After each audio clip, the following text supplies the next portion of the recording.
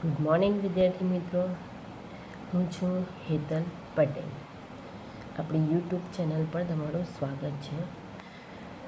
આપણે જોતા હતા ગતિના નિયમો.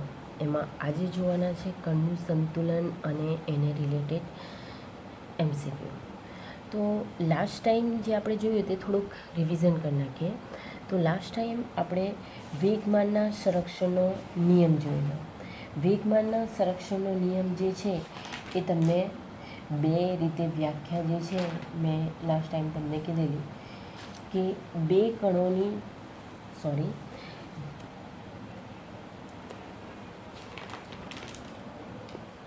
કે આંતરક્રિયા કરતા કણોના અલગ કરેલા તંત્રનું કુલ વેગમાન અચળ રહે છે.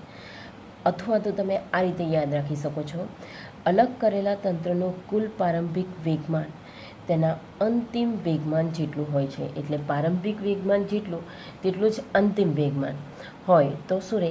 બેલેન્સ રહે.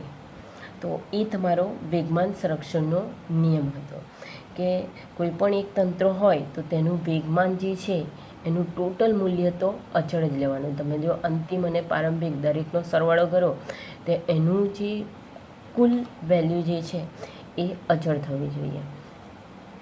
ઓકે, લાસ્ટ ટાઈમ આપણે એને રિલેટેડ બે એમસીક્યુ જોયેલા. તમને જો યાદ હોય તો પહેલો જે એમસીક્યુ જોઈ લો એમાં એક બોમ્બ ફૂટે છે અને 3 ટુકડા પડે છે અને આપણે 2 ટુકડા જે છે એનું વેગ જે છે એનું મૂલ્ય આપી દીધેલું છે અને ત્રીજા ટુકડાના વેગનું મૂલ્ય શોધવાનું હતું.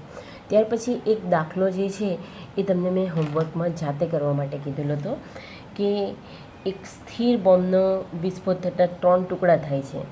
2 ટુકડાના તમને વેગમાન આપી દીધેલા છે. ઓકે, અને ત્રીજા ટેકડાનું વેગમાન શોધવાનું હતું. એટલે આ બે દાખલામાં તમે જોયું હશે કે એકમાં વેગ શોધવાનું છે, બીજામાં વેગમાન શોધવાનું છે અને ત્રીજું શું બાકી રહે છે? દળ. કારણ કે આ જે સૂત્ર છે એમાં P બરાબર mv બરાબર છે. આપણી પાસે શું કે P બરાબર mv, એટલે એકમાં આપણે વેગમાન શોધેલું, બીજામાં વેગ શોધેલું. ઓકે, તો હવે આપણે શોધીશું કે દળ કેવી રીતના શોધાય. એ ટાઈપનો એક દાખલો જે છે એક્ઝામ્પલ એમસીક્યુ જે નીટની એક્ઝામમાં પૂછાઈ ગયો છે. ઓકે, તો આ ટાઈપના 3માંથી કંઈ પણ એક વસ્તુ શોધવાનું હોય. જી નીટની એક્ઝામમાં પણ આ રિલેટેડ દાખલા આવે છે અને તમારી બોર્ડની એમસીક્યુમાં ગુજકેટની એક્ઝામમાં પૂછાઈ જાય છે. તો આમાં છે કે એક ધડાકામાં એક ખડકના સમસ્થિતિ સમતલમાં 3 ટુકડા થાય છે, જેમાંના 2 એકબીજાને કાટખૂણે જાય છે. 1 કિલોગ્રામ દળ ધરાવતો પ્રથમ ટુકડો 12 મીટર પર સેકન્ડની ઝડપથી અને 2 કિલોગ્રામ દળ ધરાવતો બીજો ટુકડો 8 મીટર પર સેકન્ડની ઝડપથી ફંગોળાય છે. જો ત્રીજો ટુકડો 4 મીટરની સેકન્ડની ઝડપથી ઉછળે તો તેનું દળ ખાલી જગ્યા થાય. ઓપ્શનમાં આપેલા હતા 17 kg, એ 3 kg, 5 kg અને 7 kg. ઓકે, તો નીટ 2013ની એક્ઝામમાં પૂછાઈ ગયો છે આ દાખલો.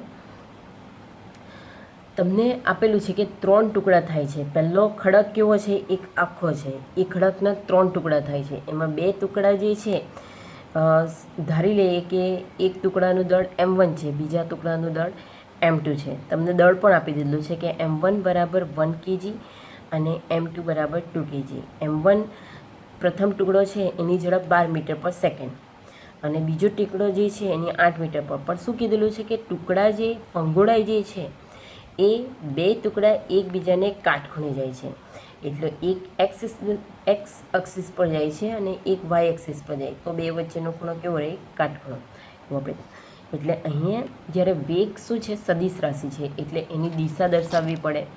તો તમારી દિશા થશે કે v1 = 12i મીટર પર સેકન્ડ અને v2 બરાબર 8j મીટર પર સેકન્ડ. અહીંયા આપી દીધેલું છે કે જો ત્રીજો ટુકડો 4 મીટર પર સેકન્ડની ઝડપથી ઉછળે તો તેનું દળ ખાલી જગ્યા. ત્રીજા ટુકડો જે છે એનો ઝડપ 4 મીટર પર સેકન્ડ આપી દીધેલી છે, એની દિશા કંઈ કીધેલી નથી. એટલે અત્યારે આપણે ટેમ્પરરી સદિશ v3 = 4 મીટર પર સેકન્ડ દર્શાવીએ. ઓકે, તો આની અંદર આવા જે દાખલા આવે કે પ્રથમ પદાર્થ શું છે, સ્થિર છે, એટલે પ્રારંભિક વેગમાન કેવું થાય, એનો 0 થઈ જાય. એટલે આવા દાખલાની અંદર વેગમાન સંરક્ષણનો નિયમનો ઉપયોગ કરવો પડે. તો વેગમાન સંરક્ષણના નિયમ પરથી ખડકનું પ્રારંભિક વેગમાન બરાબર ખડકના જે 3 ટુકડા થાય છે એનું કુલ વેગમાન. એમ પણ વેગમાન સંરક્ષણનો નિયમ કહે છે કે પદાર્થનું કુલ પ્રારંભિક વેગમાન બરાબર પદાર્થનું કુલ અંતિમ વેગમાન, બંને સરખા થાય તો એ વેગમાન સંરક્ષણનો નિયમ કહેવાય. તો ખડકનું પ્રારંભિક વેગમાન બરાબર ખડકના 3 ટુકડા, કારણ કે ખડકના કેટલા 3 ભાગમાં વિભાજન થાય છે, એ 3 ટુકડાનું વેગમાન. તો પ્રારંભમાં ખડક સ્થિર છે એટલે 0, અને આ સદિશ P1 + P2 + P3. P1 બરાબર M1 સદિશ V1 M2 V2 plus M2 સદિશ V2 પ્લસ M3 સદિશ V3 = 0. આપણને શું જોઈએ છે, M3 દળ, ત્રીજા ટુકડાનું દળ જોઈએ છે. ઓકે, એટલે M3 સદિશ V3 = ઓપોઝિટ ડાયરેક્શનમાં લઈ જાય એટલે -M1 સદિશ V1 -M2 સદિશ V2. અને તમે આ રીતે પણ દર્શાવી શકો કે માઇનસ ચિહ્ન સામાન્ય કરી નાખો તો M1 સદિશ V1 પ્લસ M2 સદિશ V2 તરીકે આને દર્શાવી શકાય. એટલે એ રીતે એના જે પણ ડેટા તમને આપેલા છે એ આપણે મૂકી દઈએ કે 1 × 12 2 × 8J એટલે શું થશે, આ 12I પ્લસ 8 × 16 16J. હવે V3 જે છે એનું મૂલ્ય આપી દીધું છે કે ત્રીજા ટુકડાનું ઝડપ. એમ પણ દળ જે છે તમારી અદિશ રાશિ છે અને દિશા સાથે કોઈ લાગે વળગે નહીં, એટલે આપણે માત્ર દળનું મૂલ્ય શોધવાનું છે. એટલે M3 mod of સદિશ V3 = જ્યારે સદિશ રાશિને આ ઉપરની નિશાની જે છે તીરવાળી એ તમે નહીં લખો કે સદિશ ઓફ V જે છે એનું આ રીતે મોડ આપી દો, અથવા તો સદિશ નહીં દર્શાવો તો આ એનું મૂલ્ય જ થશે. બરાબર છે, એટલે લખેલું છે કે સદિશ M3 mod of સદિશ V3 = M3 V3 તરીકે પણ તમે દર્શાવી શકો. હવે આનું પણ મૂલ્ય શોધવાનું છે.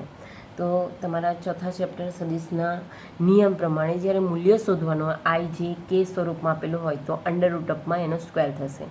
એટલે √ પહેલા પદનો વર્ગ વત્તા બીજા પદનો વર્ગ, અને I નો વર્ગ અને J નો વર્ગ એ તમારા એકમ સદિશનો વર્ગ હંમેશા એનું મૂલ્ય 1 થશે. એટલે એ મૂલ્ય મળો એટલે √400 તમારો આન્સર આપો.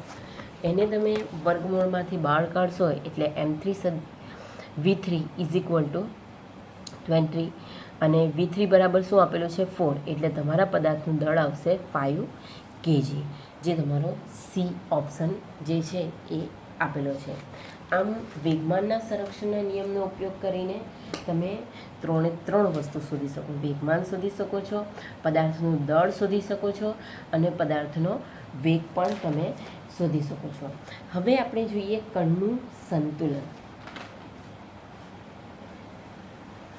ઓકે, આપણે ન્યૂટનના ગતિનો પ્રથમ નિયમ તમને લોકોને યાદ હશે. મેં તમને આગળ પણ કીધું છે કે જે ગતિના 3 ન્યૂટનના નિયમ છે એ તમારે યાદ રાખવાના છે. અને પ્રથમનો નિયમ જે છે એ ગેલિલીએ આપેલા જડત્વના નિયમ જેવો જ છે.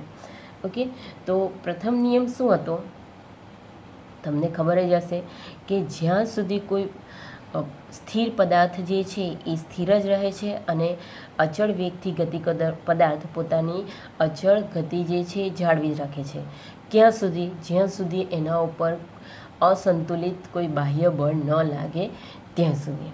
બરાબર છે, બાહ્ય બળ ન લાગે ત્યાં સુધી પદાર્થ સ્થિર હોય તો સ્થિર રહે, અને ગતિમાં હોય તો પોતાની અચળ વેગથી ગતિ ચાલુ રાખે. પણ એ કઈ કન્ડિશનમાં, પદાર્થ જો ઘર્ષણ રહિત હોય તો. ઘર્ષણ લાગે એટલે એક વન ટાઈપ ઓફ અવરોધ લાગે, એટલે એને કારણે પદાર્થ જે છે એ અસ્થિર થઈ જાય. તો એના ઉપરથી તમે કહી શકો કે કણ સંતુલનમાં ક્યારે રહેશે, કે કોઈ પણ કણ છે એના ઉપર જે પણ બળ લાગે છે એનું મૂલ્ય 0 હોય. સમેશન ઓફ Fn = 0 હોય. જેટલા પણ બળ લાગે, તમારે શોર્ટમાં યાદ રાખવું હોય તો કોઈ પણ કણ પર જેટલા પણ બળ લાગે એ બધાનો તમે સરવાળો કરો અને એનું મૂલ્ય 0 હોય તો પદાર્થ જે છે એ પોતાની સંતુલન અવસ્થામાં હશે. અને પદાર્થ જ્યારે સંતુલન અવસ્થામાં હોય ત્યારે એનો પ્રવેગ કેવો હોય? શૂન્ય. કારણ કે આપણે જાણીએ છીએ કે F = ma. ઓકે, તમારો પ્રવેગ શૂન્ય થાય જો બળ શૂન્ય હોય તો. એટલે સંતુલન અવસ્થાની અંદર પદાર્થ કાં તો સ્થિર હોય અથવા અચળ વેગથી ગતિ કરતો હોય. એનો વેગ અચળ હોય અથવા તો પદાર્થ જે છે એ સ્થિર હોય. આ બે કન્ડિશન હોઈ શકે છે. હવે કણ માટે જો કોઈ પદાર્થ ઉપર માત્ર એક જ બળ લાગતું હોય, કોઈ પદાર્થ પર માત્ર એક જ બળ F લાગતું હોય તો પદાર્થ જે છે એ પ્રવેગી ગતિ કરે. પ્રવેગી ગતિ કરતો પદાર્થ જે છે એ સંતુલન અવસ્થા જાળવી શકતો નહીં. એટલે આ કન્ડિશનની અંદર પદાર્થ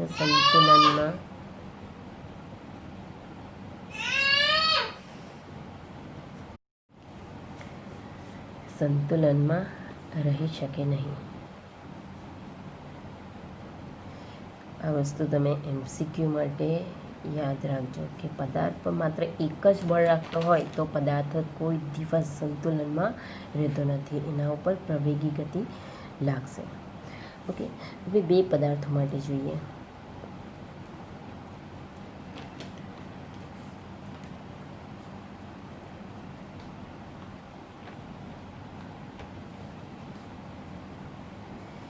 બે બળો માટે જોઈએ. તો ધારો કે કોઈ એક પદાર્થ છે, એના ઉપર બે બળો લાગે છે કે F1 અને F2. ઓકે, તો પદાર્થ સંતુલનમાં ક્યારે રહેશે? જો તમારું F1 બળ જે છે આ દિશામાં લાગતું હોય અને F2 એની અપોઝિટ ડાયરેક્શનમાં લાગતું હોય, પરંતુ બંનેનું મૂલ્ય સમાન હોય તો એ સંતુલનમાં રહે. અથવા તો F1 બળ આ રીતે લાગતું હોય અને એની અપોઝિટ ડાયરેક્શનમાં F2 બળ લાગતું હોય તો પણ પદાર્થ જે છે એ સંતુલન અવસ્થામાં રહી શકે. ધીસ પોઈન્ટ તમારું ટોટલ બળ જે છે એ 0 થવું જોઈએ. F1 + F2 = 0 થવું જોઈએ. એટલે F1 = -F2 થવું જોઈએ. બળ સદિશ રાશિ છે, દર્શાવો. તો જ પદાર્થ જે છે એ સંતુલન અવસ્થા જે છે જાળવી શકે છે. બીજી, હવે કોઈ પદાર્થ પર 3 બળો લાગે છે. એક બળ F1 છે, F2 છે અને F3 છે. તો પદાર્થ સંતુલનમાં ક્યારે રહેશે? તો આપણને સંતુલનની સ્થિતિ ખબર જ છે કે સમેશન ઓફ F = 0 મીન્સ કે F1 + F2 + F3 = 0 થવું જોઈએ તો પદાર્થ સંતુલનમાં રહી શકે. હવે એને સદિશની સ્વરૂપમાં દર્શાવીએ તો ધારો કે કોઈ આ દિશામાં તમારું બળ જે છે F1 લાગે છે, આ દિશામાં બળ લાગે છે F2 લાગે છે અને F3 બળ જે છે આ દિશામાં લાગે છે. હવે આની અંદર આપણે સમાંતર બાજુ ચતુષ્કોણના નિયમનો ઉપયોગ કરીએ તો આને સમાંતર દિશા આ છે એટલે આ તમારું F2 જેટલું બળ થાય. આને સમાંતર આ છે બાજુ એટલે આ તમારું F1 થશે. એટલે પરિણામી મૂલ્ય આ તમારું શું થાય? પરિણામી મૂલ્ય. પરિણામી મૂલ્ય અને F તરીકે દર્શાવીએ તો F = જો આ તીર અને એનો છેડો, તીરનો પાછો ભાગ એકબીજાને મળે છે એટલે આ બંનેનો સરવાળો થશે. બંનેની એકની હેડ છે અને બીજાની ટેલ છે. આ રીતે તમારું આગળ વધતું હોય તો એ બંનેનો પરિણામી સદિશની અંદર આવે છે કે આ બંનેનો સરવાળો થશે, એટલે એફ બરાબર સદિશ F1 પ્લસ સદિશ F2 થાય. હવે અહીંયા કોઈ કણ છે એના ઉપર F3 બળ લાગે છે, તો પદાર્થ સંતુલનમાં ક્યારે રહેશે કે તમારું F3 is equal to minus of કૌંસમાં સદિશ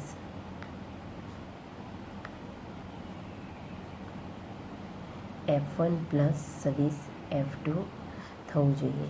એટલે આ ડાયરેક્શનમાં તમારું બળ જે છે F3 કેવું લાગવું જોઈએ, માઇનસ ઓફ કૌંસમાં આના રીતે દર્શાવો કે F3 is equal to minus of સદિશ F1 પ્લસ F2 જેટલું લાગવું જોઈએ, તો તમારો કણ સંતુલનમાં રહેશે.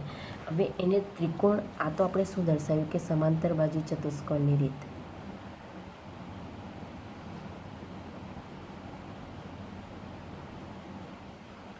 આની જગ્યાએ ત્રિકોણની રીતથી દર્શાવવું હોય તો તમે આ રીતે દર્શાવી શકો છો.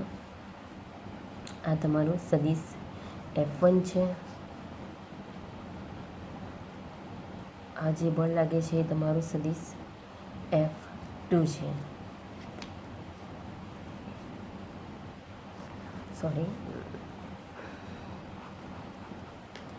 આ તમારું આના ઉપરથી લઈએ, આટલો પોર્શન લઈએ આપણે, તો આ સદિશ F1 છે, આ જે છે તમારું F2 છે. અહીંયા તમારો કોઈ કણ છે,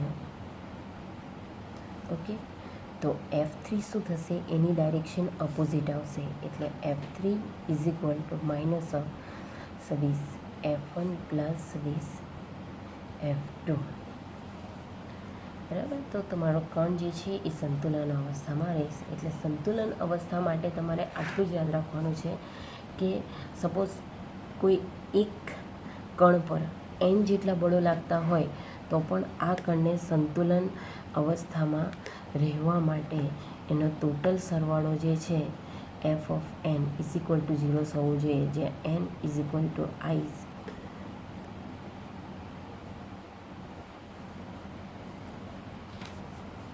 બરાબર છે. n બરાબર તમારું 1 to n જેટલી સંખ્યા આવશે.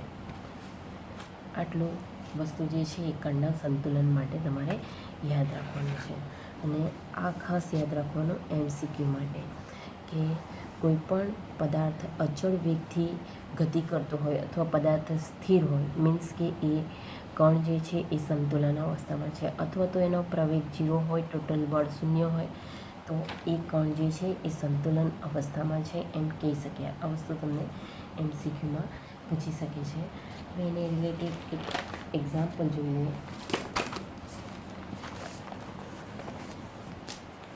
કે કોઈ m દળનો કણ છે, એ કણ પર F1, F2, F3 એવા 3 બળો લાગે છે. એવી રીતે લાગે છે કે જેથી F2 અને F3 પરસ્પર લંબ હોય તથા કણ સ્થિર રહે. જો F1 બળ દૂર કરવામાં આવે તો કણનો પ્રવેગ કેટલો થશે? પહેલું એવું લાગે છે કે કણ સ્થિર રહે. કણ સ્થિર રહેવા માટે એટલે કે એની સંતુલન અવસ્થા, તો ઓપ્શન તમને આ રીતના 4 આપેલા છે, જે ડબલઈની એક્ઝામમાં પણ એ પૂછાઈ ગયો છે. તો એ સંતુલન અવસ્થામાં રહેવા માટે કણ પર લાગતું પરિણામી બળ છે 0 થવું જોઈએ.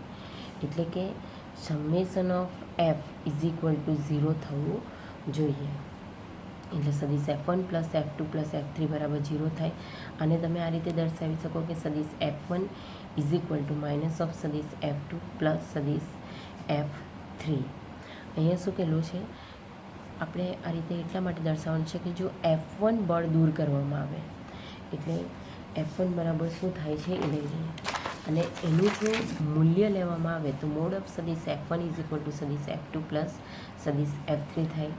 જો F1 બળ દૂર કરતાં ધારો કે કણ પરનું પરિણામી બળ જે છે એ સદિશ F1 બળ દૂર કરવામાં આવે તો એ કણ જે છે એ અસંતુલિત થઈ જાય, અને તે ટાઈમે જે બળ લાગે છે એ સદિશ F જેટલું લાગે છે. અને હવે બળ કેટલા રહ્યા? સદિશ F જેટલું બળ.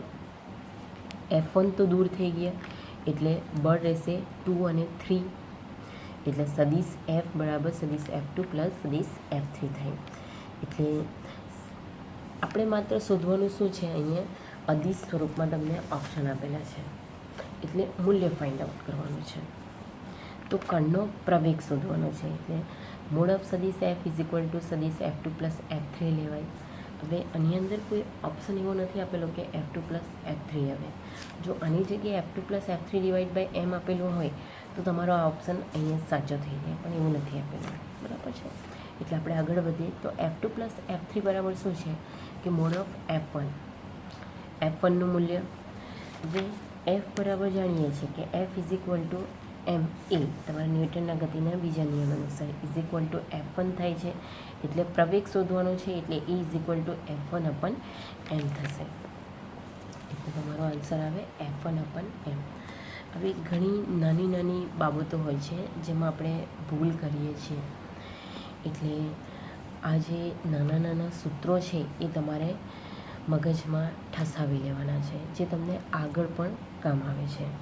ઓકે, આજના પૂરતું આપણે આટલું રાખીએ. નેક્સ્ટ ટાઈમ જોઈશું નવો ટોપિક. બાય.